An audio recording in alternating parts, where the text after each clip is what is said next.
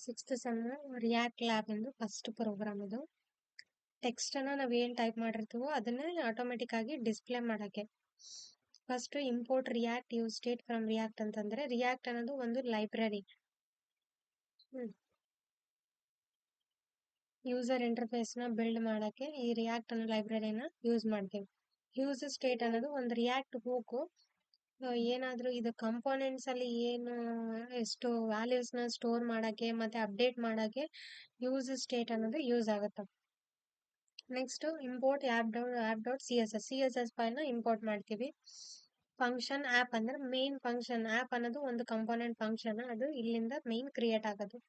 Okay, ಇಲ್ಲಿ constant text set text is equal to use state ಅಂದ್ರೆ text ಅನ್ನೋದು ನಾವ್ ಏನು ಕರೆಂಟ್ ಆಗಿ ಈಗ ಏನಿದೆ ಇಲ್ಲಿ ಯೂಸ್ ಸ್ಟೇಟ್ ಅಂತಂದ್ರೆ ಇಲ್ಲಿ ಏನು ಇಲ್ಲ ಅಂದ್ರೆ ಆ ಟೆಕ್ಸ್ಟ್ ಅಲ್ಲಿ ಏನು ಇರಲ್ಲ, ಈ ತರ ಖಾಲಿಯಾಗಿ ಇನಿಷಿಯಲೈಸ್ ಆಗಿರುತ್ತೆ ಟೆಕ್ಸ್ಟ್ ಅಲ್ಲಿ.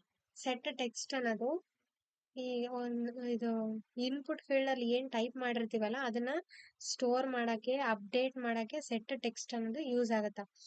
ಇದು ಅಪ್ಡೇಟ್ ಮಾಡಿ ಅವಾಗ ಆ ವ್ಯಾಲ್ಯೂನ ಟೆಕ್ಸ್ಟ್ ವ್ಯಾಲ್ಯೂನ ಅಪ್ಡೇಟ್ ಮಾಡಕ್ಕೆ ಈ ಸೆಟ್ ಟೆಕ್ಸ್ಟ್ ಅನ್ನ ಯೂಸ್ ಮಾಡ್ತೀವಿ ನಾವು.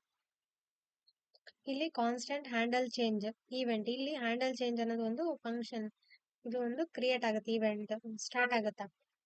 Set text event dot target dot value ಅಂತಂದ್ರೆ ಇವಾಗ ಇನ್ಪುಟ್ ಫೀಲ್ಡ್ ಅಲ್ಲಿ ಏನ್ ಟೈಪ್ ಮಾಡಿರ್ತೀವಲ್ಲ ಅದು ಇಲ್ಲಿ ಟೈಪ್ ಮಾಡಿರೋದು event dot target dot value ಅಲ್ಲಿ ಸ್ಟೋರ್ ಆಗುತ್ತಾ.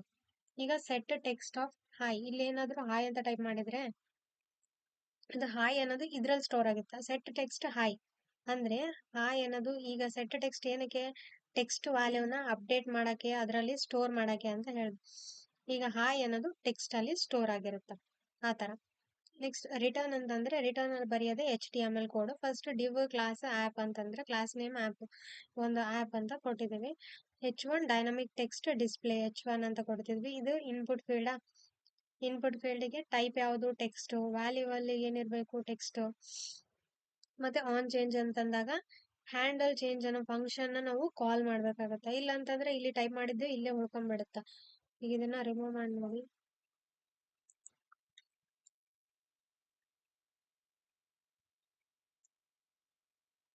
ಏನು ಚೇಂಜ್ ಆಗ್ತಿಲ್ಲ. ಇವಾಗ ಏನಿದೆ ಅಲ್ಲ ಅದು ಏನಿರೋದು ಅದು ಏನು ಅಪ್ಡೇಟ್ ಆಗ್ತಿಲ್ಲ, ಅದಕ್ಕೆ ಚೇಂಜ್ ಆಗ್ಬೇಕಲ್ವಾ, ಅದಕ್ಕೆ ಇದನ್ನ ಯೂಸ್ ಮಾಡ್ಬೇಕು. ಇವಾಗ ಚೇಂಜ್ ಆಗುತ್ತೆ ಈ ತರ. ಹ್ಯಾಂಡಲ್ ಚೇಂಜ್ ಅಂತ ಅಂದಾಗ ಇಲ್ಲಿ ಅಪ್ಡೇಟ್ ಆಗುತ್ತೆ ಎಲ್ಲ, ಒಟ್ಟ ಏನ್ ಟೈಪ್ ಮಾಡಿದ್ರು ಅಪ್ಡೇಟ್ ಆಗ್ಬೇಕು, ಇಲ್ಲಿ ಡಿಸ್ಪ್ಲೇ ಆಗ್ಬೇಕು ಆ ತರ. ಹ್ಯಾಂಡಲ್ ಚೇಂಜ್ ಅನ್ನ ಕಾಲ್ ಮಾಡುತ್ತೆ, ಇಲ್ಲಿ ಏನ್ ಟೈಪ್ ಮಾಡಿರ್ತೀವೋ ಅದನ್ನ event dot target dot value ಅಲ್ಲಿ ಹಾಕುತ್ತೆ. ಈಗ ಸೆಟ್ ಟೆಕ್ಸ್ಟ್ ಆಫ್ ಹಾಯ್ ಅಂತ ಇದ್ರೆ ಹಾಯ್ ಅದನ್ನ ಟೆಕ್ಸ್ಟ್ ಒಳಗಡೆ ಹಾಕಿರುತ್ತೆ. ಪ್ಲೇಸ್ ಹೋಲ್ಡರ್ ಅಲ್ಲಿ ಏನು ಟೈಪ್ ಸಮಥಿಂಗ್ ಅಂತ ಇರುತ್ತೆ. ಇನ್ಪುಟ್ ಫೀಲ್ಡ್ ಇಂದ ಇಷ್ಟೆಲ್ಲ ಬರೀತೀವಿ. ಆಮೇಲೆ ಯು ಟೈಪ್ ಡಿಸ್ಪ್ಲೇ ಆಗ್ಬೇಕಲ್ಲ, ಸುಮ್ಮನೆ ಡಿಸ್ಪ್ಲೇ ಆದ್ರೆ ಚೆನ್ನಾಗಿರಲ್ಲ, ಅದಕ್ಕೆ ಯು ಟೈಪ್ಡ್ ಅಂತ ಕೊಟ್ಟು ಟೆಕ್ಸ್ಟ್ ಅಂತ ಕೊಡ್ತೀವಿ. ಯು ಟೈಪ್ಡ್ ಅಂತ ಕೊಟ್ಟಿಲ್ಲ ಅಂತಂದ್ರೂ ಡಿಸ್ಪ್ಲೇ ಆಗುತ್ತೆ, ಅಂದ್ರೆ ನಾರ್ಮಲ್ ಆಗಿ ಈ ತರ ಡಿಸ್ಪ್ಲೇ ಆಗುತ್ತೆ.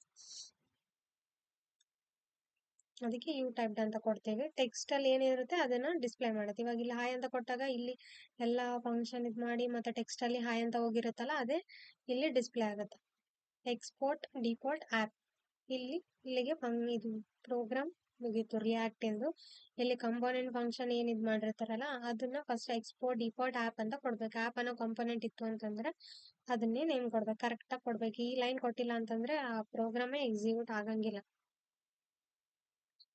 ಇದಿಷ್ಟು first program React lab sixth sem CSE branch ಅವರು. ಈಗ CSS ನೋಡ್ಬೇಕಂತಂದ್ರೆ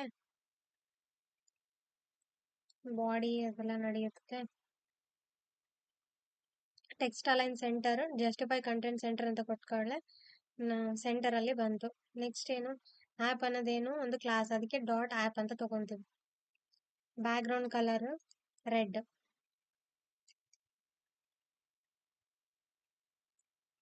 back ground color red.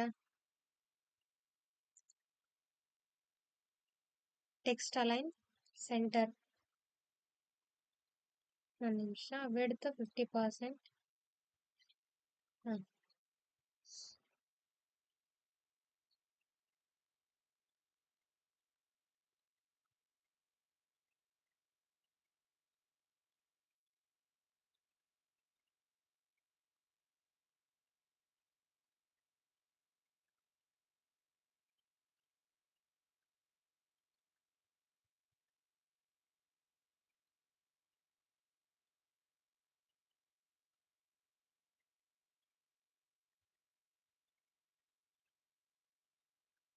ಈಗ ಇಲ್ಲಿ ನೋಡ್ಬೇಕಂದ್ರೆ ಬ್ಯಾಕ್ಗ್ರೌಂಡ್ ಕಲರ್ ಬಂತು, ಆಟೋಮೆಟಿಕ್